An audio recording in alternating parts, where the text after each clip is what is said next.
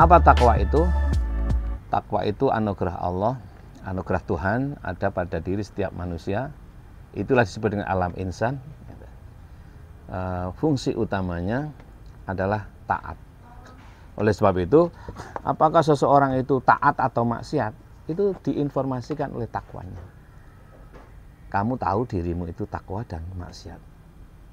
Itulah namanya takwa. Maka Allah menegaskan dalam firman-Nya surat ke-22 ayat 32 itu, dzalika surat ke-22 surat Al-Hajj surat ke-22 ayatnya 32. Dzalika wa may yu'azzim sya'airallahi fa innaha min taqwal qulub. Sya'air, hal-hal yang sifatnya syariah, zahir fisik ini, insan, bukan alam insan ini. Insan yang diagung-agungkan itu diberi peringatan oleh Allah jangan sampai dia bermanifestasi dari bukan takwa.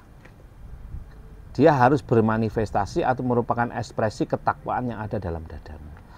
Kenapa? Pengagungan terhadap harta benda, pengagungan terhadap hal yang sifat zahir itu yang disebut dengan syariah itu, fisik dan lain sebagainya, kemegahan fisik itu kalau tidak didasari atau dimotivasi oleh takwa yang ada dalam dadamu, dia merupakan kemaksiatan, wujudnya kesombongan. Tapi kalau didasari oleh takwa yang ada dalam dadamu, dia akan berupa syukur, ya, berupa ketawaduan, nikmat ini. Jadi alam ya, alam itu rohani, alam insan, ya, jadi Tuhan, alam, kemudian nanti manusia. Jadi Tuhan itu adalah ini Rahmanun Rahim bahasanya. Kemudian alam itu rahmatun pada diri Nabi, ada diri alam insan berupa rahmah, wujudnya ilmu, wujudnya iman, ilmu, nikmat dan takwa. Lalu berikutnya yang ketiga adalah insan. Jadi atau manusia. Tuhan, alam, insan. Tuhan, alam, manusia. Apa itu insan atau manusia? Manusia itu fisik. Manusia yang dimaksud ini adalah fisik. Fisikalnya ini. Tapi inti manusia itu bukan fisiknya. Jadi inti manusia, karena manusia itu tidak kelihatan, maka di sini ada tenggat kan. Jadi misalnya Tuhan, terus di tengah Tuhan itu ada wasilah, ya. Kemudian manusia. Manusia ini fisik. Wasilah di antara manusia dan Tuhan ini disebut dengan utusan atau rasul. Saya bicara dulu ini, insan. Jadi insan dalam perspektif kaji filsafat tasawuf, ini yang dimaksud adalah insan dalam artian fisik, bukan hakikatnya. Ya. Kalau bicara non fisiknya namanya alam. Maka ini baik. Fisik insan atau manusia, ini fisikal jasadnya, ini dibersamai oleh Allah, dibersamai oleh Tuhan namanya nafsu.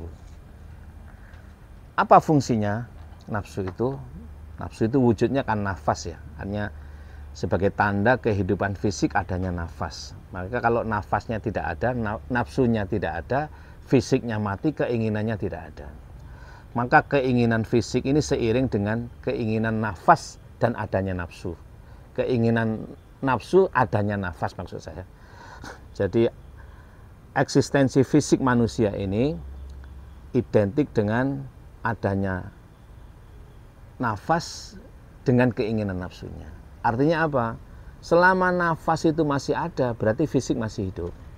Dan selama fisik masih hidup, keinginan masih ada. Apa keinginan fisik itu? Materialistik, hedonistik. Materialistik, hedonistik. Harta, benda, uang, dan lain sebagainya. Setelah kenikmatan yang bersifat, kalau Freud merumuskan itu adalah libido seks. Kalau John Locke itu adalah perut atau makan. Jadi dua hal ini yaitu perut dan bawah perut. Inilah simbol daripada nafsu, inilah simbol daripada nafas, inilah simbol daripada jasad, inilah simbol daripada fisik. Nah, ini manusia fisik atau insan. Jadi Tuhan, alam dan manusia. Nah, kemudian bagaimana dia berintegrasi dalam artian ke dalam sains ya. Nah, maksudnya ke dalam epistemologi atau ilmu thariqah. Manusia yang fisik ini dia dibekali bersamanya berbagai sifat. Apa sifat manusia itu? Sifat manusia yang fisik itu adalah suka mengeluh ya. Wa khuliqal insanu halu'a, idza massahu syarru jazu'a wa idza massal khairu manu'a, dan sebagainya itu. Wa laqad sarafna min kulli dan seterusnya itu. Wa kana al insanu aktsara syai'in jadala, suka berbantah. Manusia itu wa qalilan ma tashkurun, sulit untuk berterima kasih. Manusia itu sangat rakus dan keterlaluan terhadap Tuhannya, sangat rakus terhadap harta benda. Manusia itu suka menyerang orang lain. Manusia itu suka menguasai wilayah dan lain sebagainya. Emosional, sifat jin. Ini manusia-manusia yang dalam artian fisik. Walaqad khalaqna